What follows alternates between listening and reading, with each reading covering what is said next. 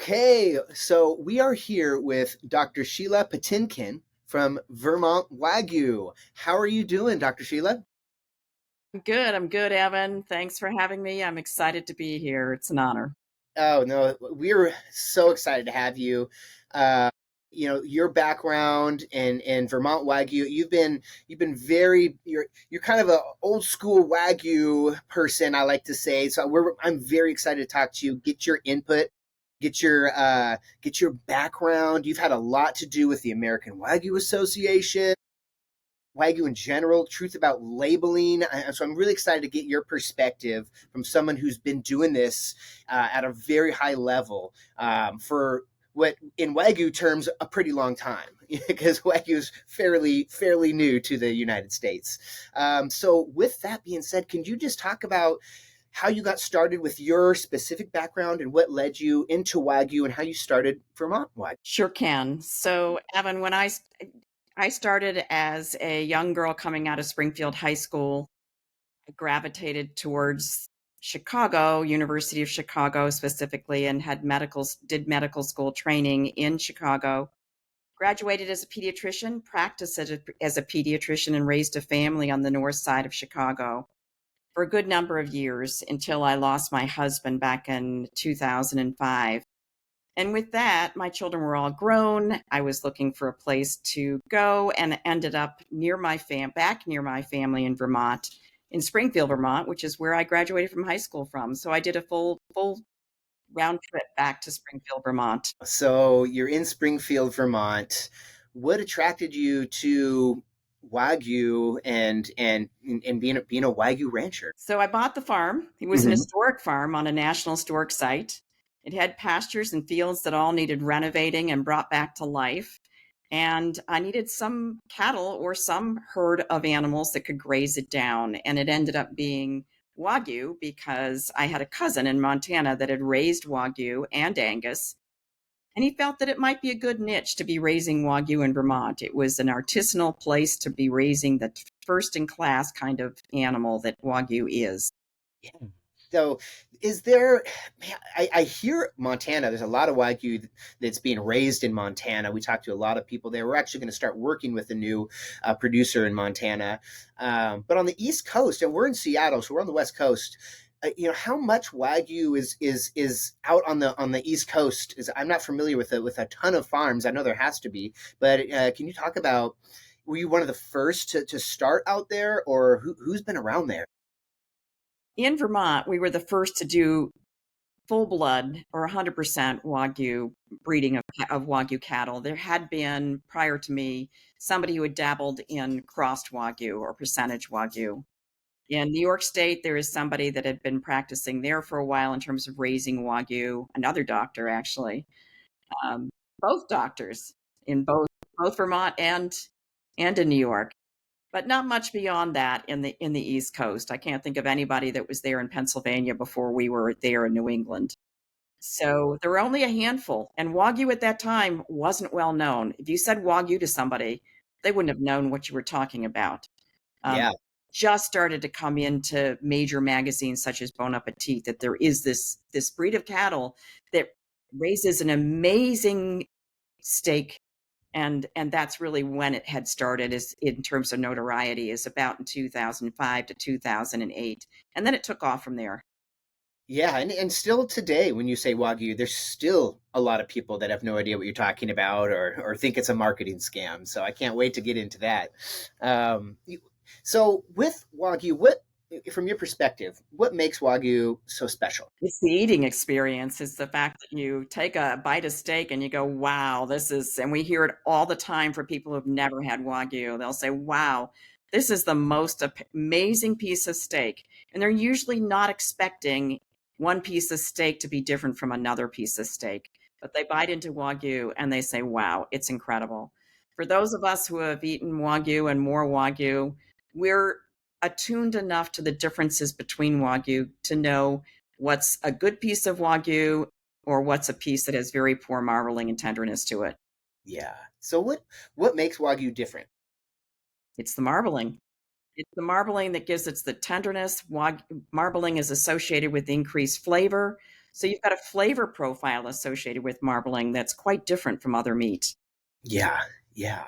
And it's when we say Wagyu, it's funny. I held up a steak the other day and I said, if you thought that this was prime, you would buy it. But since it says Wagyu, you're kind of scared of it. And somebody commented and said, that doesn't have enough marbling to be Wagyu. That would be graded prime. And I thought that was funny because Wagyu's not really a grading scale. So it's all about the genetics, correct? It is 100% all about the genetics. You can get well marbled other breeds of cattle, but nothing approaches the degree of marbling that you find in Wagyu. Gradation's different. It's visibly different, significantly visibly different. Yeah, I agree. And so, why is genetic traceability so important in the Wagyu world? Well, if you've got a breed that's associated with its genetics, you're going to want to know, is that calf truly a Wagyu? Is it related to its parents that are truly Wagyu? And so therefore you get into the traceability. Can you trace that parent? Can you trace it to parents that are in the Wagyu herd book in the American Wagyu Association? Yes. So, the American Wagyu Association, what are they responsible for? What do they do? Because I know you've been a big part of that, haven't you? For a long time. I have one of the lowest numbers in the American Wagyu Association. What Listen what to does that. that mean? What does that mean? One of the lowest numbers. Lowest numbers. Well, the first member had the number one. Uh-huh. Cousin from Montana supposedly had the number 4, Uh-huh. and I have the number 821. Don't ask me. I know the numbers are well beyond that into the multiple of thousands, but yes, my number is low. When I see a number below 1,000, I'm there. Ooh, they're an older member. And I remember that I'm an older member. Wow, so you've done a lot of work with the American Wagyu Association, is that correct? So I'm coming off of my 6th year as a board member of the American Wagyu Association and have been president for 2 years in 2023 and 2024. Yeah. So completes a long span of years. So what is the mission of the American Wagyu Association? What are they trying to do? Oh, the mission is basically to uphold the herd book, which means its book of registrations of animals in terms of its authenticity, its reliability in terms of being what they say it is and what every animal says it is. And then addition to advance the breed. And that's it in a nutshell. To advance the breed and promote research. The other part of it probably too is that we need to be responsible to our members. We need to aid our members in terms of their experience within the Wagyu world, ease of registering, etc. So the herd book. So did that start when the original cattle Wagyu cattle came here in the 90s? Did that herd book start? Is that where everything comes from? So the herd book, American Wagyu Association started in 1991. There were a handful of 4 bulls that came over in the 70s. There were no females, so anything mated to them were not full-blood Wagyu. They were crossed Wagyu. They were used for research purposes. In the mid 1990s, there were 4 groups of Japanese investors that felt that if they brought Wagyu over to the United States, they could raise them more cheaply than in Japan. There was access to corn, there was access to hay in greater abundance than there is in Japan, which is a very mountainous country. So they brought over, I believe, 4 or 5 plane loads before the borders closed. And with that, it was over 120 females and I believe about 29 foundation bulls. And that started the herd growing in this country. From there, it went to Australia, it went to South Africa, it went around the world.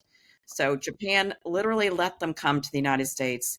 And then in the late 1990s, they said, that's it. We've realized we've let the cat out of the bag in terms of the genetics, and we're going to close it. And they did. And to this day, it's illegal to import Japanese cattle into this country. Yes, and that is such a great story. I never knew the exact story that is so great to know. And I think since it's illegal now, that's where a lot of this misconception kind of comes from, where when you talk about Wagyu, people say, well, that's not Wagyu because it's from America. I'm like, well, yes, but the genetics are fully traceable back to Japan. That's what we're talking about when we say Wagyu beef. It's all about the genetics. You Man, so That's right.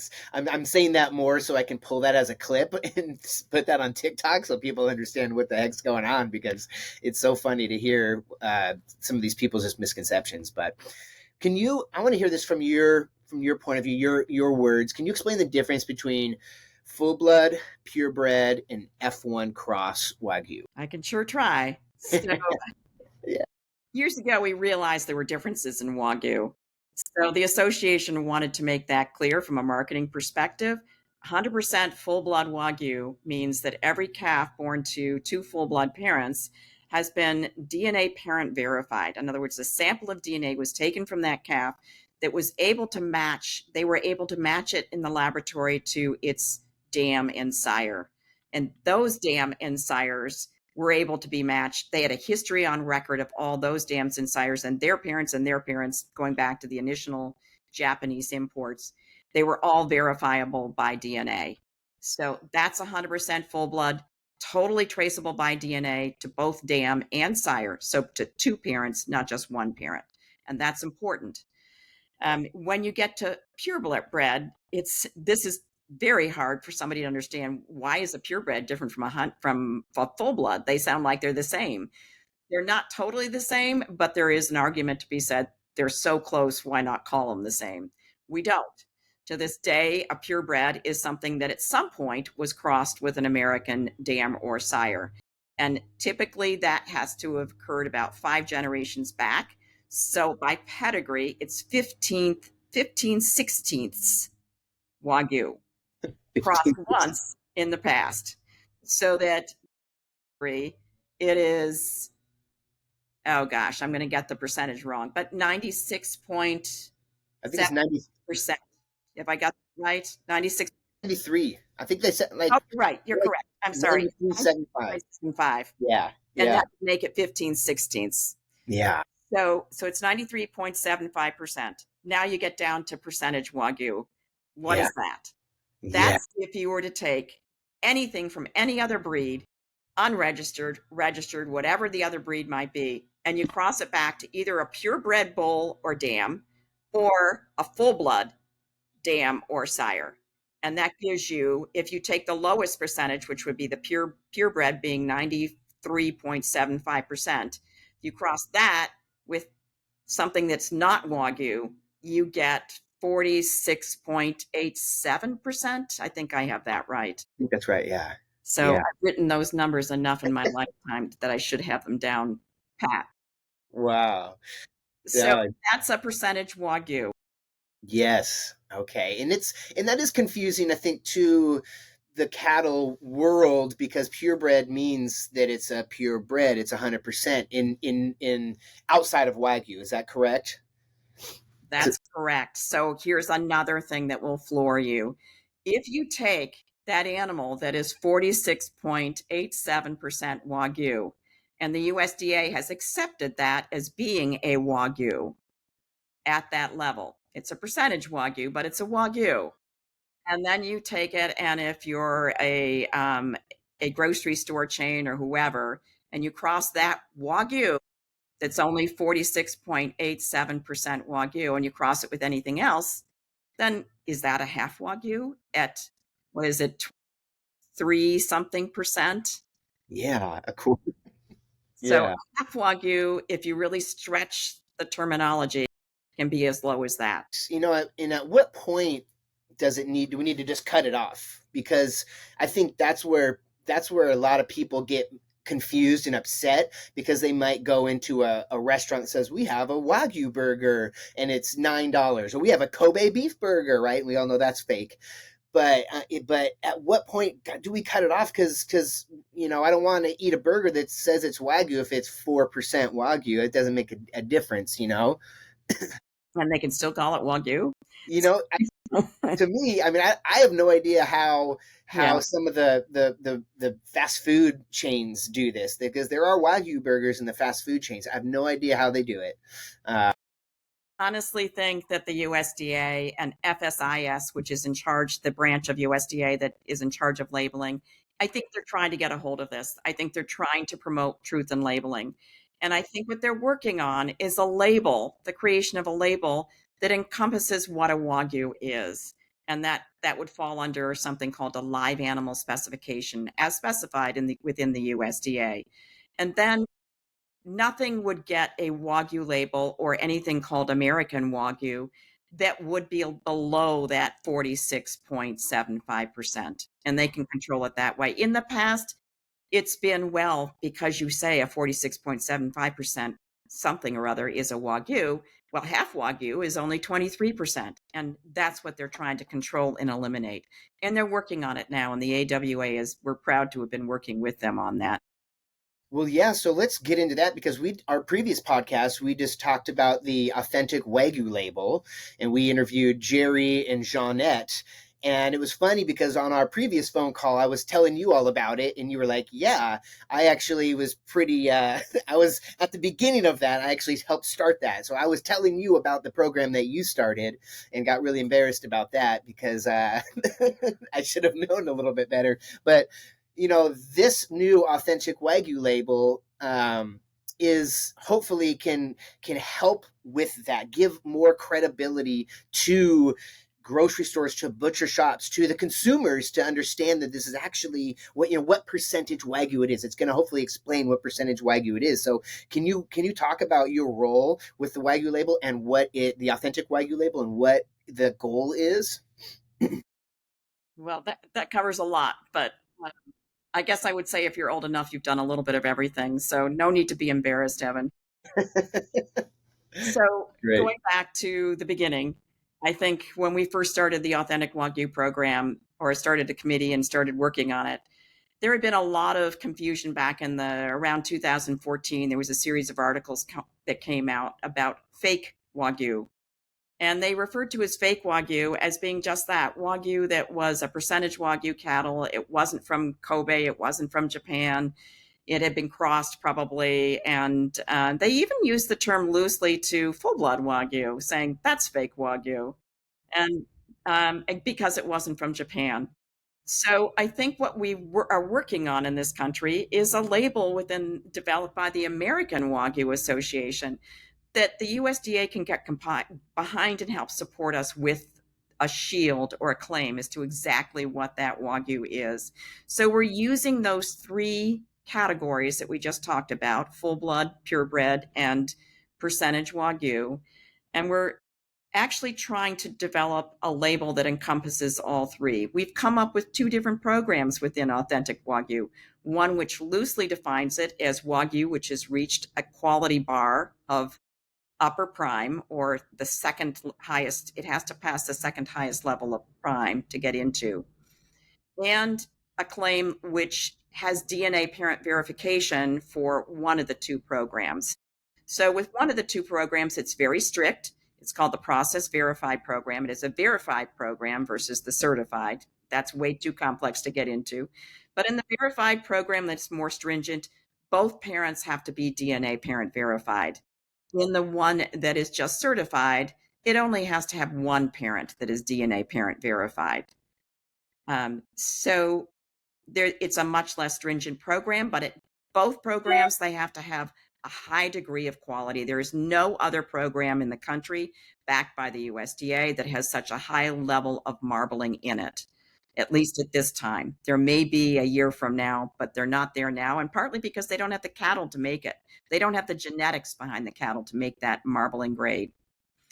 So I probably left off a little. Please jump in where I've left off details. Yeah, no, I mean, for me, from from a consumer perspective, I think that's what's needed, because if I walk into a grocery store and it says Wagyu, I'm looking at currently, when I see it now, it's usually Australian Wagyu that is in most grocery stores.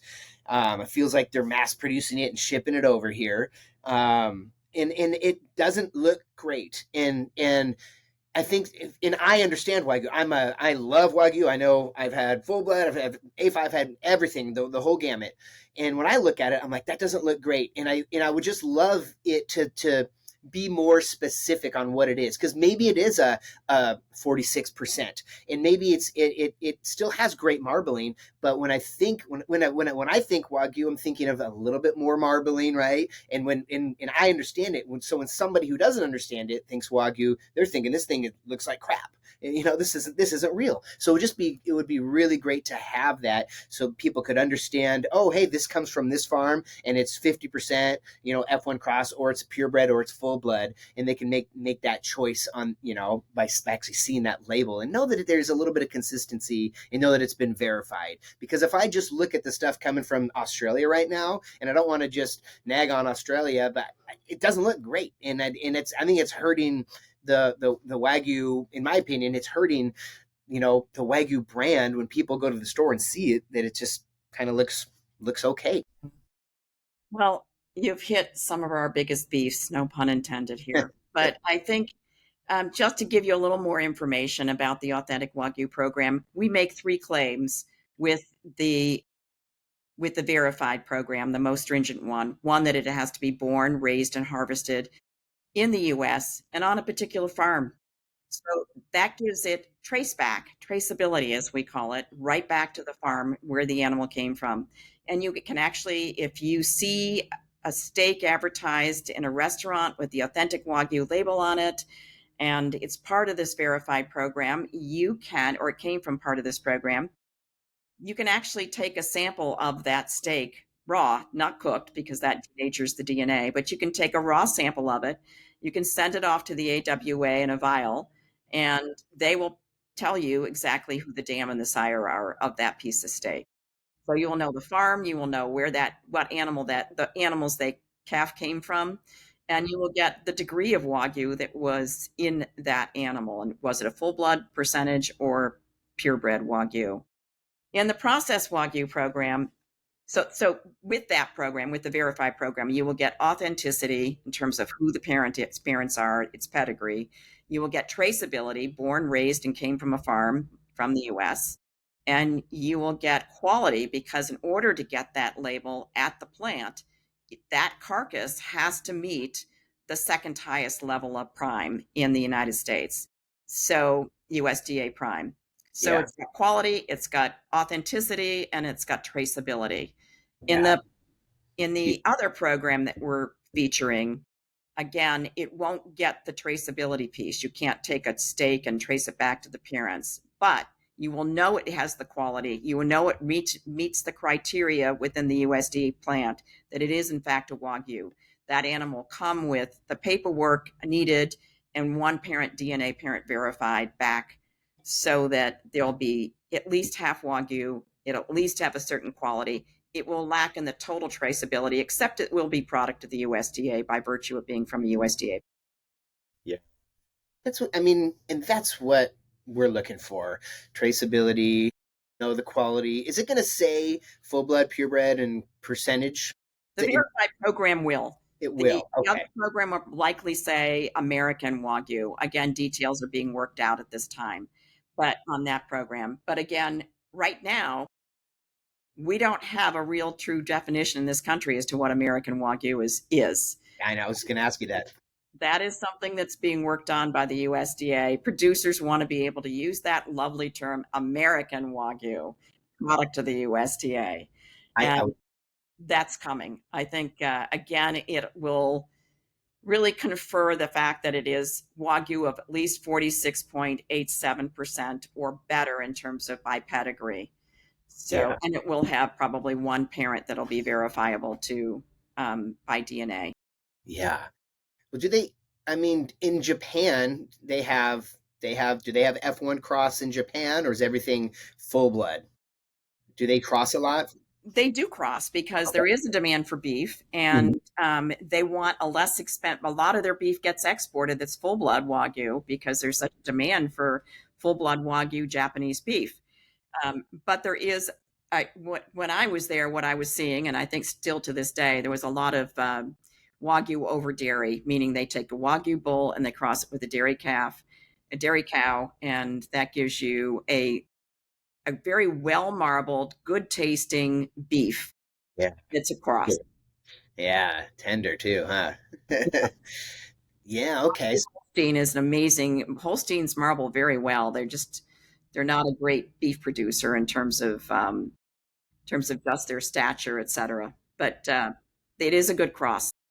Okay, yeah, we're hearing that a lot when we talk to different ranchers. They're talking about more Holstein. At first, when we first started talking to people, it was primarily Angus, and now we're hearing Holstein. We're hearing a lot of other breeds, which I think is kind of cool. I'm kind of interested in the whole crossing of, let me take a Japanese black with a Holstein or a Jersey, or and what can we get if we do all these different types? I think there's a market for that. I think that would be a kind of a cool next step, because I'm not seeing too much of it yet, because it's expensive and takes time. So you don't just want to just cross and see what happens. It's Um, got a great flavor profile. yeah. Now that's so. What is it? So what does American Wagyu mean to you? How would you define it? It's a wide range of Wagyu that goes anything from just that half Wagyu all the way on up to full blood Wagyu. And you get flavor profiles that are different within that whole range. Yeah, that's how I like that, and that's how we kind of explain it too. We'll say this is full blood American Wagyu or purebred American Wagyu. F1 cross, I don't usually tail it with that, because I think people generally understand that. But it would be nice to have that term kind of solidified, just American Wagyu, because it does confuse people again. They think that it's being cheated somehow. Japanese, it has to be from Japan. I'm like, yes, it does. It's Japanese genetics raised in America. So it would be great to have a nice clear definition, because we all kind of throw it out. Some people call the percentage Wagyu only American Wagyu, so we all kind of use it differently. So I think it would be great. I'm glad that they're going to come up with like a standard. The Um, to that, the trick to huh? that is that the consumer needs to understand that it does mean a wide range of differences from the meat from the top quality down to the lower quality bar within that. And if they understand that, or we can market it such they understand it, that's great. From the full blood point of view, the full blood breeder is thinking, why do I want to be associated with all American Wagyu when we're really the best? So, and Yeah. my 2 cents on that is the full blood breeder needs to market their Wagyu beef to the highest of its potential, and they need to market that it is at the highest end. Yeah. Yeah. No, yeah, that makes sense. There's probably a little bit of, infighting, confusion, and just let's make the term. Let's let everybody understand it, because right now it's the consumer that's the most confused at this point, right? They're So getting it from bit everywhere. it's a little bit like wines, if you want to think about it that way. If you've got, let's say, the Rhone River wines in France, and Hmm.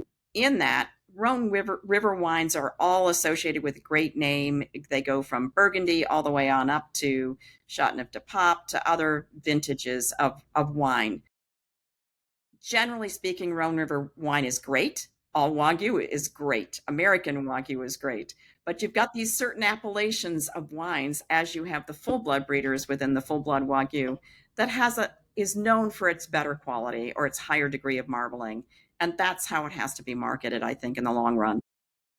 That is well said. I really like that, because that gets people to kind of understand, throwing in the wine and the Rhone River. I think people can kind of understand that, because they do see that. They'll go in, they'll say, "Oh, this is from the Rhone River," and you've got like you said, your Burgundies, and I know that the Chateauneuf de Pape is one of the best ones that we could get, and maybe I can't afford that today, so maybe I'm going to go with the Burgundy. But you know what? When I need something really great, I know I'm going to go for that Chateauneuf de Pape. So And I you can like. take that even further, Uh-huh. whereas if you compare it in the Wagyu world, it would be great if certain brands or farm names within the Wagyu world or the full blood breeders gets more recognition or more acceptance of its degree of quality just based on how well it's done in terms of its herd marbling potentials or its ability to win state contests, etc. That's how we market Vermont Wagyu. We want to be the best of the best. Yeah, I like that. And to me with Wagyu, and there are so many different types, and there's so many different types of people who enjoy. There's so many different types of consumers out there, and that's the one thing I really do like about its variety, because when I'm talking about different types of steaks, sometimes sometimes a full blood ribeye might be too rich for me, might be perfect for somebody else. Maybe I want a F1 cross ribeye. I think there's a lot in there that people can understand and play with and experiment with, and that's why I love the versatility of it. But yeah, I think you're right that we need to understand what full blood actually means, and that it is the top quality. But there's other great there's other great ones in there from the variety from 46% to 100%, and it's all about the genetics. So I like that. One thing I wanted to ask you, but you kept mentioning, I want to get into this, the second level of prime. Now, to me and most people, we know that there's select, choice. Sorry, Evan. Oh, he got excited about that. So there's select, choice, and prime. And is there another level? Because we know that all of the American Wagyu falls into that prime because there was only one level for so long. So can you talk about the different levels of prime now? Sure. Category has taken off in this country. When I started back in before 2010, mine was at about 4% in terms of all beef, all graded beef in this country. Now, today, I think it's at about 11%. So it's grown, it's almost tripled in size. And I think there's a tremendous demand for quality. What prime is, it's a grading level that USDA has established.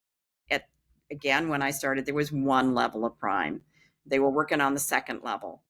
And I remember at a conference that we had, a small regional Wagyu conference that we had with the USDA present back in 2018, we had talked about the fact that there was only one level of prime. It didn't begin to cover the marbling potential within Wagyu itself, which was all well beyond prime.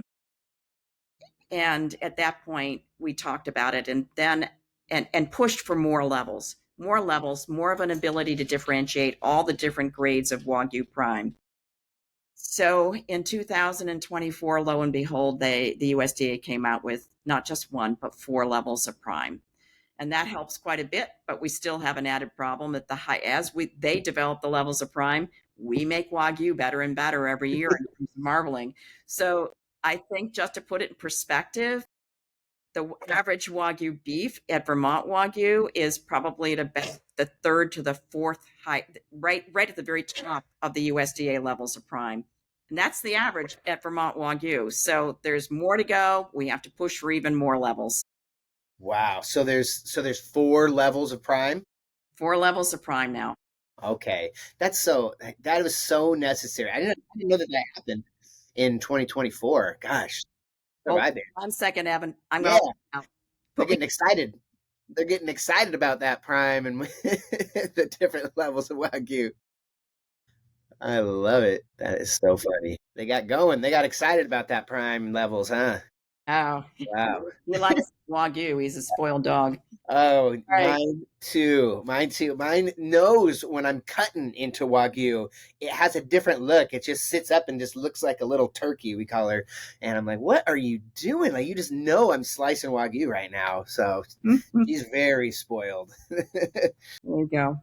But the levels of prime, that is so important, because I think for you're right, for so long you're producing amazing full blood Wagyu at Vermont Wagyu, and it's getting graded as prime, and so is normal USDA prime beef, and so that is such an important thing. Is that gonna on the Wagyu labeling, the authentic Wagyu labeling? Is there gonna be a prime level indicator on there too? Is that going to happen in the near future? You know, I think that's in the works. I think it'll still be able to be eligible to have prime stamped on it. In fact, I know it will be because it'll exceed prime. Will it have the actual prime level stamped on it? Um, that I can't tell you. I think in the process verify program, if it gets the full blood level and label and the purebred label, yes, it has to reach that higher level. They all have to reach that higher level of prime. Will it actually get the prime level stamped on it? Not at this time. Will it happen in the future? Possibly. But they all have to meet it. They won't be accepted into the program if they don't meet it. Yeah. So I like to, we all, a lot of us understand that the Japanese marbling scale, where do you think that those levels of prime land on the Japanese marbling scale? That's something I hesitate to answer on because I know it's a work in, it's a lot, there's a lot of research being done on it. Um, Ideally, it's done on the basis of lab reports. And so every sample has to be, to create that research, you have to do a lot of meat sampling and correlate it to the Japanese grading and then to the camera grading going on here in this country. It's just an area of research. There's not a really good decisive answer on it. If I had to pull a number out of the hat, I would probably say that grade 4 is probably starts at around a 37% IMF. Again, it's all tied back to IMF, which is that lab report level, intermuscular fat content. Levels of prime, probably grade 4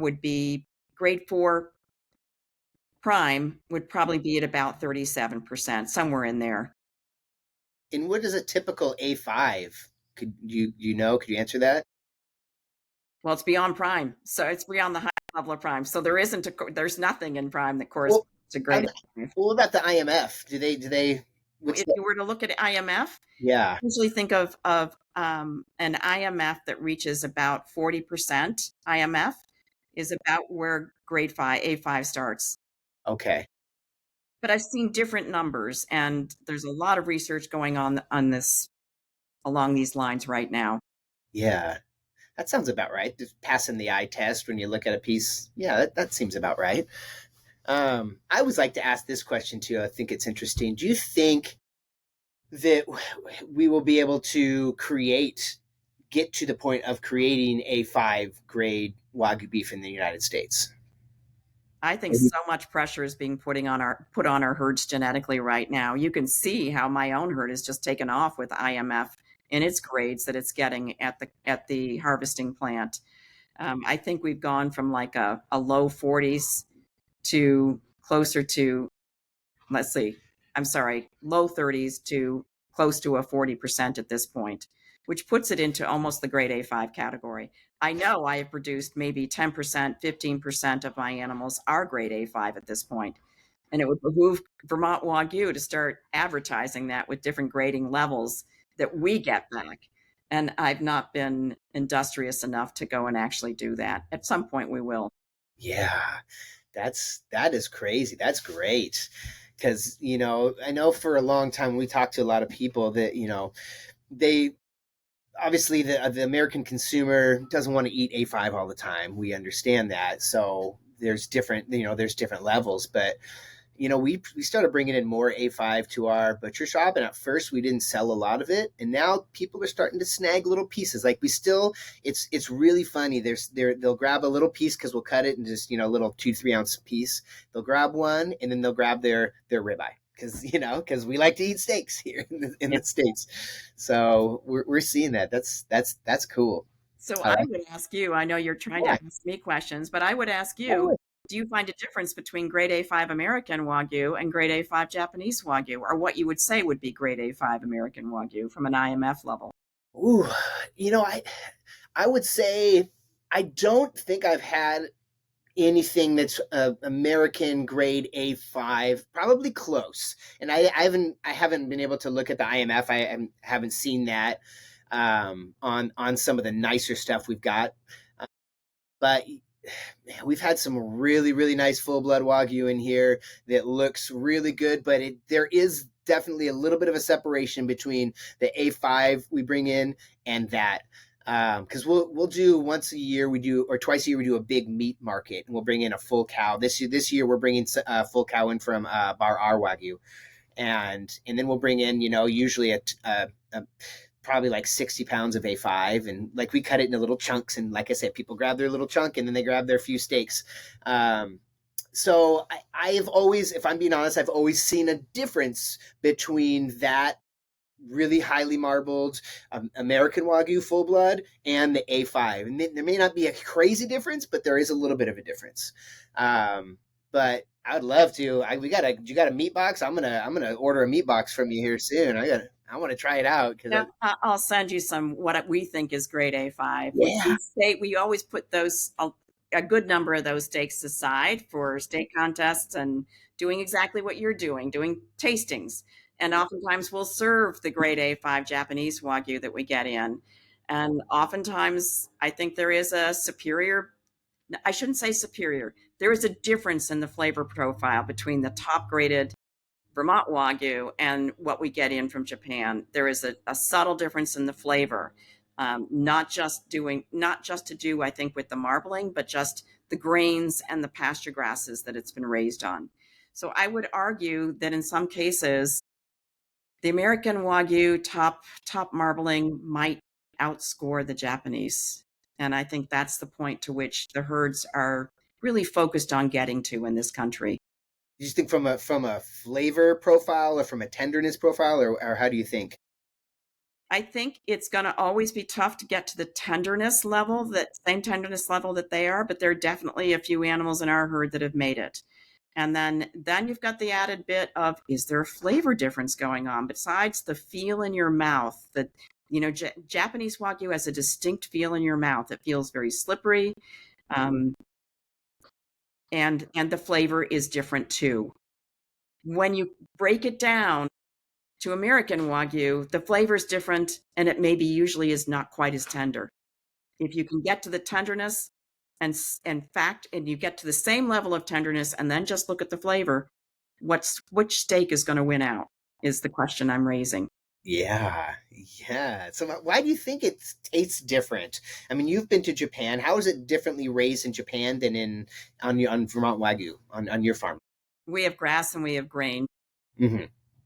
And they in Japan, they're not a lot of those are out on pasture, right? They're usually the strict feeding regiment. Is that correct? That's my understanding. I'm not an expert on Japan. I just know what we have, and I know why those animals came here, and I know you don't see as many out on lush, beautiful pastures as you do here in this country. Yeah, yeah. They like you said, it's mountainous. They don't have that.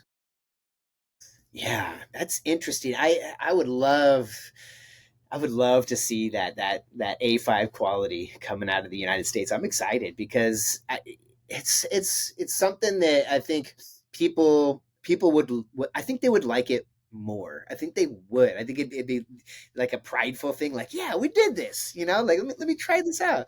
So that's really interesting. I can't wait. I've talked to a lot of people. A lot of people, say, I don't know if we can get there, or maybe I'm working on getting there, but I'd love to try some. So an amazing statistic that you can get out of Digital Beef, which is the American Wagyu Association data bank, you can look at your total herd average IMF trend or marbling trend over time. So you get one line for my herd that goes back to 2010 when I first started harvesting animals.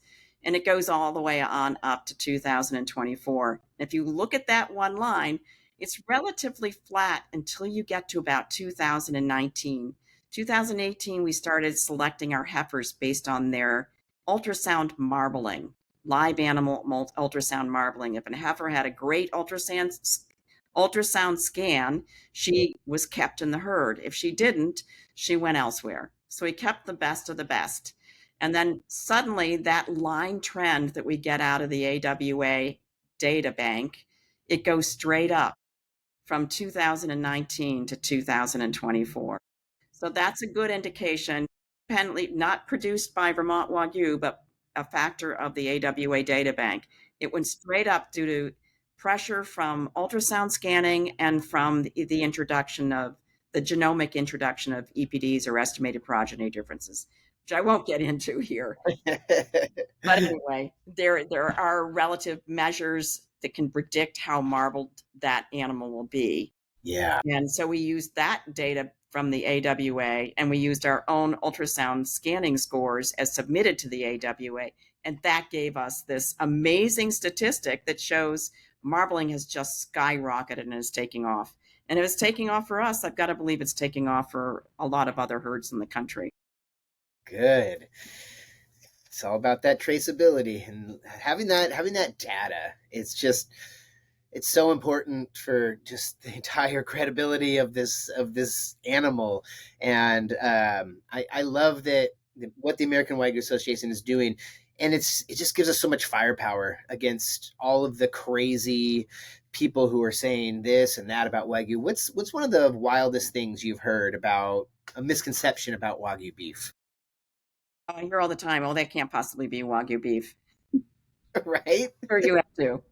Yeah. Yes, and then you go into, well, we have DNA parent verified all the way back to the first Japanese Wagyu that came over. Interestingly enough, what we have on the first Japanese Wagyu cows that came over is nose prints. I don't know if you know that piece of it, but that is the fingerprinting method instead of DNA parent verification. What they did back then was they had a nose print, which was like a fingerprint of Yeah. every animal that came over, and it was traceable back to its parents. Okay, yeah. So when we first ordered we brought in our first A5 Wagyu, we got the nose print certificate and everything like that. So we were like, oh, it seems official. I like this. So they're still doing nose prints. Yeah, good, good. Just keep it official, for all the haters out there.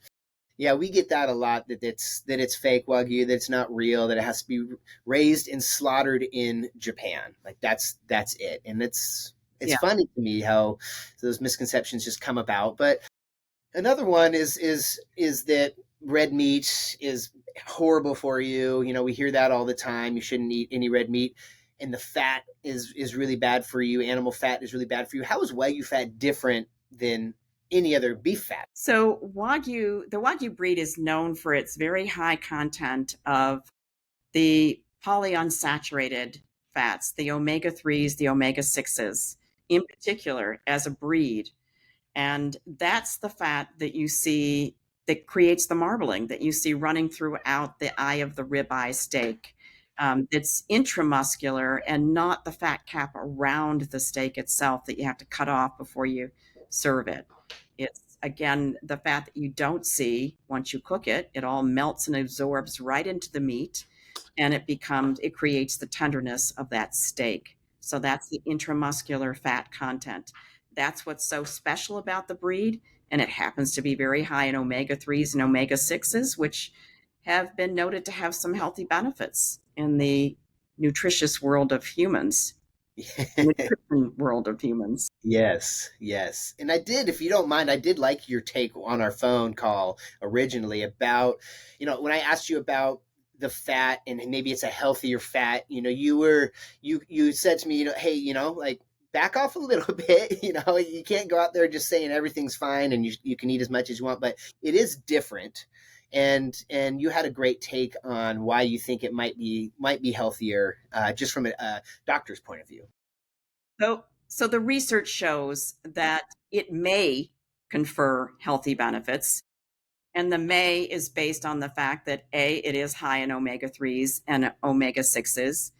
B, the fact that Wagyu in general there's been a bit of research on it, which suggests, again, it's only a suggestion based on small sample sizes, that it may decrease the heart risk in humans who consume a high portion of Wagyu beef. So that's not as well documented. Again, the research scientist himself uses the term that it may confer some healthy benefits. But the way I think about it is that omega 3s and omega 6s generally they melt at a lower temperature. So if you have a hunk of steak, a hunk of Wagyu steak that's sitting there on your counter and it has a high degree of intramuscular fat or marbling to it, it's going to start to look mushy when you get to room temperature, when you bring it up to room temperature, which is why we always tell people don't bring it up to room temperature, cook it before it gets there. And it starts to look mushy. That's because the intramuscular fat has started to melt. So if you think about that steak in your body, in any human's body, it's melting, it's becoming watery. Whereas a steak that doesn't have all that omega 3 and omega 6 fat content, it's going to have fat that's going to stay more clumpy, less watery. It's not going to run through your body. It's going to get stuck. And that's how I think of it in a very simple layman's terms. It's going to clog up your arteries more readily than a watery Wagyu steak that melts at a much lower temperature. That's a very simple layman's child's way of looking at it is how I would say. No research behind that. I like it though. I like it though. Oh my gosh. So when we're talking about these great steaks, what's your favorite steak to eat from a Wagyu cow? I love the ribeye. I Mhm. also love the Denver, Yes. also Yes. called the zabuton, as we Yeah. talked about That's before. what we yes. That's all my daughter is eating right now is peanut butter noodles and Wagyu zabutons. That's all she She eats. won't eat any other steak either. Yeah. She is so funny about that. It's great.